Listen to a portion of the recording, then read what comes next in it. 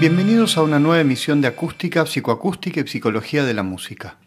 En este segundo capítulo de Enmascaramiento abordaremos algunas particularidades de este fenómeno que nos permitirán comprender mejor sus alcances. En el capítulo anterior explicamos qué es el enmascaramiento y compartimos algunos ejemplos más o menos cotidianos. Hablamos de su relación con la ecualización en una mezcla de audio y mencionamos su relación con los instrumentos de la orquesta. A partir de lo tratado, nos es posible comprender que el enmascaramiento se encuentra en muchas de nuestras experiencias cotidianas, como por ejemplo cuando nos cuesta entender lo que una persona nos dice en un medio con ruido. En esta oportunidad vamos a entrar en el tema presentando algunos estudios que han ofrecido información adicional y específica más allá de lo antes tratado.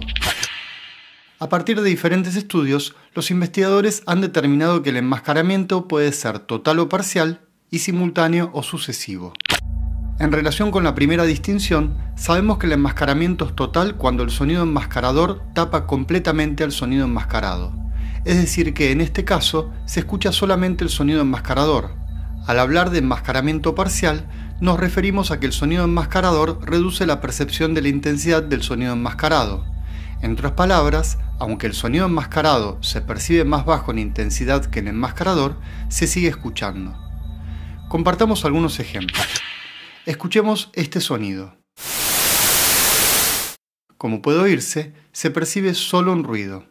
Si gradualmente bajamos su intensidad, en cierto momento comenzaremos a escuchar el sonido enmascarado.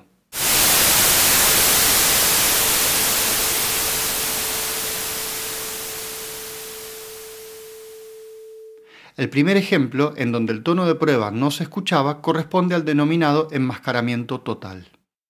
Ahora, escuchemos solo al tono de prueba. A continuación, le sumaremos al sonido enmascarador y notaremos que parece como si el tono de prueba, es decir, el tono puro, se escuchara más bajo.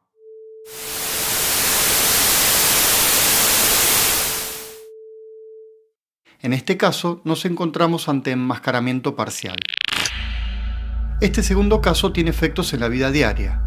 Por ejemplo, si deseamos dormir y hay ruido ambiente que nos molesta, como vecinos hablando o el motor de un ascensor cerca nuestro, podemos encender un ventilador u otro artefacto que genere un ruido continuo o directamente configurar un audio con ruido rosa.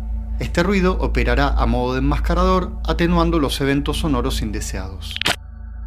En varios trabajos, los investigadores analizaron este efecto enmascarando un tono puro con ruido blanco, con otros tonos puros y con tonos complejos. En todos los casos, el enmascaramiento se hizo presente. De los estudios mencionados, el más complicado de realizar es el de enmascaramiento de un tono puro por otro, debido a que, como se vio en capítulos anteriores, su proximidad produce batimentos que inevitablemente alteran la percepción del fenómeno.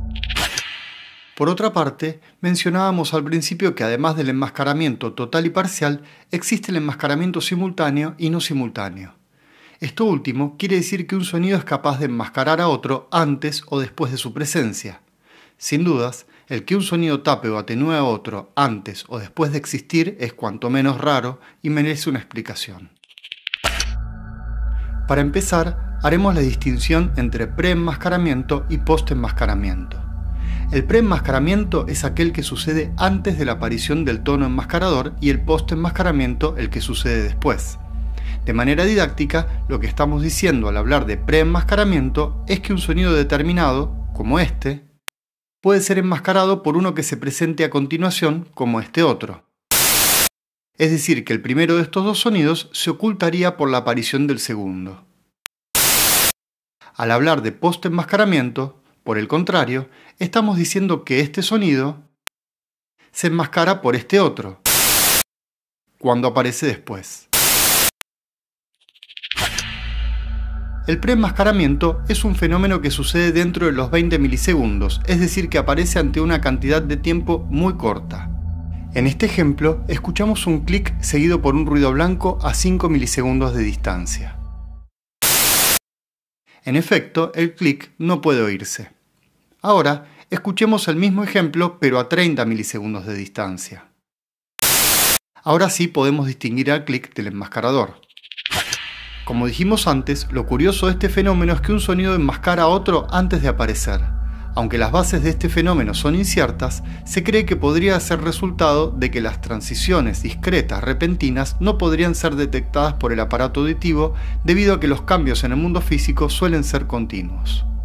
Finalmente, se observó que la intensidad del enmascarador no modifica el efecto. El postenmascaramiento, como mencionamos antes, es un enmascaramiento que ocurre sobre un sonido luego de que el enmascarador haya desaparecido. Este fenómeno se da hasta un intervalo de 200 milisegundos entre el final del enmascarador y el comienzo del enmascarado, es decir, que el tiempo en que ocurre es más significativo que en el caso del preenmascaramiento. Tengamos en cuenta que 200 milisegundos es aproximadamente el valor de una fusa con un tempo de negra 60. Aquí podemos escuchar cómo se enmascara un clic que suena 50 milisegundos después del enmascarador. Y aquí, el mismo ejemplo, pero a distancia de 300 milisegundos. Respecto al postenmascaramiento, sabemos que la intensidad del enmascarador, en este caso el ruido, sí afecta al fenómeno de manera directa, es decir que a mayor intensidad del enmascarador, mayor enmascaramiento. Por otra parte, el enmascaramiento decrece de manera no lineal ante el tiempo entre el enmascarador y el tono de prueba, desapareciendo después de los 200 milisegundos.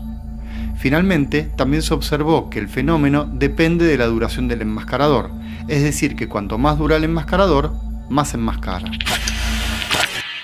En resumen, un sonido puede enmascarar a otro de manera total o parcial y simultánea o no simultánea. El enmascaramiento total es aquel que oculta completamente al tono enmascarado y el parcial es el que incrementa su umbral sin llegar a taparlo por completo, es decir que se escucha pero con menos sonoridad. Este fenómeno puede afectar, por ejemplo, la percepción del habla en un ambiente ruidoso y la nitidez de un instrumento ante la presencia de otros. El enmascaramiento no simultáneo puede dividirse en pre- y post-enmascaramiento, dependiendo de si el tono de prueba se encuentra antes del comienzo del enmascarador o después de su finalización. En el caso del postenmascaramiento, por ejemplo, podemos deducir que su manifestación puede presentarse suavizando el impulso del ataque de sonidos de instrumentos pulsados o percutidos muy próximos entre sí.